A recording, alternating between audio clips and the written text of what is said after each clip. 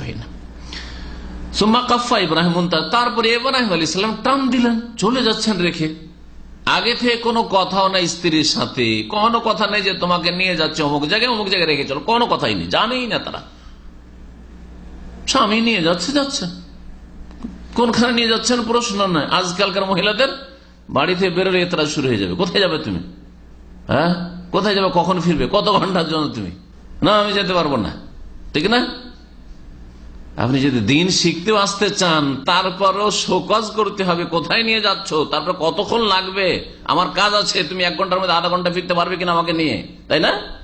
আর ইব্রাহিম আলাইহিস সালাম 1 মাসের রাস্তা বাইতুল মুকাদ্দাস থেকে, প্যালেস্টাইন থেকে বেরোচ্ছেন স্ত্রীকে নিয়ে, আর নিয়ে এসে মক্কায় ছেড়ে চলে যাচ্ছেন। কি জন্য এত দূর নিয়ে আসলেন, আর কি করবেন না করবেন কিছুই জানেন না, খবর রাখেন না।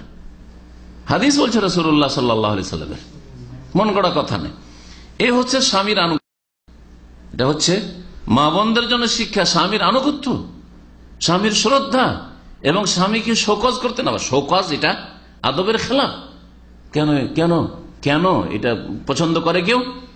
আপনাদের বসেরা পছন্দ করে, মালিক, ফরম্যান, সুপারভাইজার, আচ্ছা অমুক অমুক জায়গায় কাজ যাও, কেন জিজ্ঞেস করেন, ধাক্কা দিয়ে বের করে দিবে, তাই না? সোজা কাজ করে। বলছেন যে ইব্রাহিম আলাইহিস সালাম ওখানে রেখে দিয়ে যেতে লাগলেন।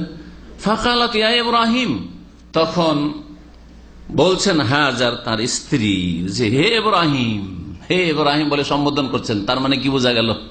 হ্যাঁ, স্ত্রী স্বামীর নাম ধরে ডাকতে পারে। আবার আপনারা এটাকে মান সম্মানের ব্যাপার নিয়ে নেবেন, আমার স্ত্রী আমার নাম বলে, বেয়াদবির সীমা আছে একটা। হ্যাঁ, শরীয়তে স্বামীর নাম ধরে বলা কোনো দোষের কথা নাই, বোঝা গেছে? স্বামীর নাম ধরে বলা কোনো দোষের কথা নাই। কিন্তু আমাদের সে এমন মূর্খতা আছে, যদি গ্রামে কোন ছেলের নাম থাকে, গোটা গ্রামে কোন একটা ছেলের নাম আছে স্বামীর নামে, ওই নাম ওই ছেলেটাকে ডাকবে না, আর একটা নাম রাখবে, কিছু একটা বল, ওর নাম নেবে, ওই ছেলেটা।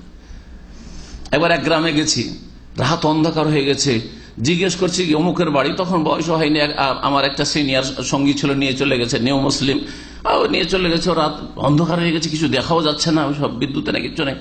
জিজ্ঞেস করছি যে এটা কার বাড়ি, আনুমানিক ওই বাড়িটাই যেতে হবে হয়তো, যে বাড়ি যাচ্ছে, এটা কার বাড়ি? তো ওই মহিলা জবাব দিচ্ছে, বাচ্চাগুলোকে বলছে বললে অমুকের বাড়ি, অমুকের বাড়ি। ও নিজে বলছে না যে ওর স্বামীর নাম বলতে হয়ে যাবে, বলবে না। হচ্ছে অজ্ঞতা আমাদের মুসলিম সমাজে।